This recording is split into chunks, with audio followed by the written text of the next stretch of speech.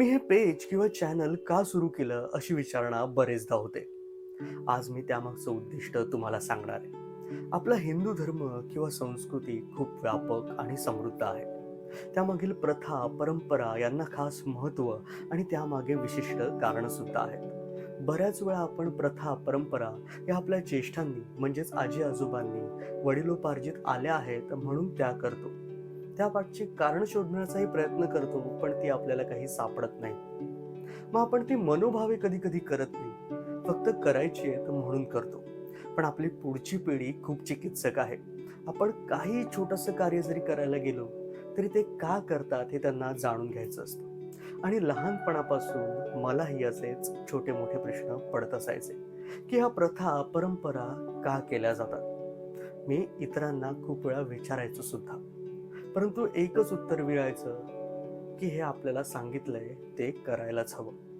ही आपली पिढी करते, पण पुढची पिढी मनोभावे करेलच की नाही ही शंका आहे. त्यामुळे ठरवलं की आपल्या प्रथा परंपरा यामागची कारणं, मग ती शास्त्रोक्त असतील किंवा मानसशास्त्रीय असतील, ती समजून घ्यायची आणि पुढील पिढीपर्यंत पोहोचवण्याचा प्रयत्न करायचा. कारण आपली संस्कृती टिकली तरच आपला धर्म टिकेल.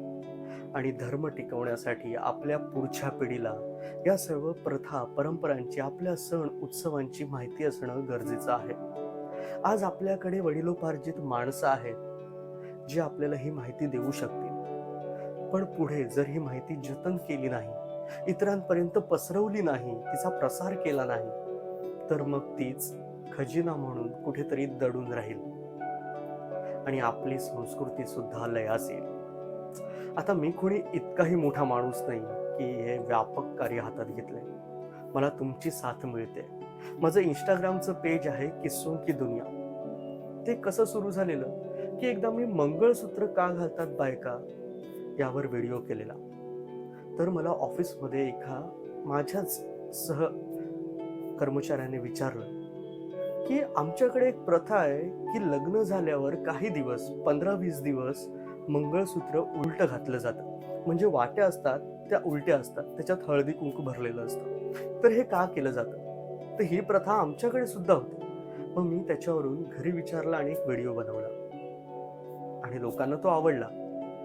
मग अशा प्रकारे अनेक प्रथांमागची कारणं शोधण्याचा प्रयत्न केला. काही पंडित मित्र आहेत, पुस्तकं आहेत, त्यांची साथ मला मिळाली यामध्ये आणि तुमची ही साथ मिळाली. या प्रवासात तुमची जी साथ मिळते ती खूप अनमोल आहे. यासाठी तुमचे खूप आभार आणि याही पुढे अशीच माहिती देण्याचा प्रयत्न राहील. धन्यवाद.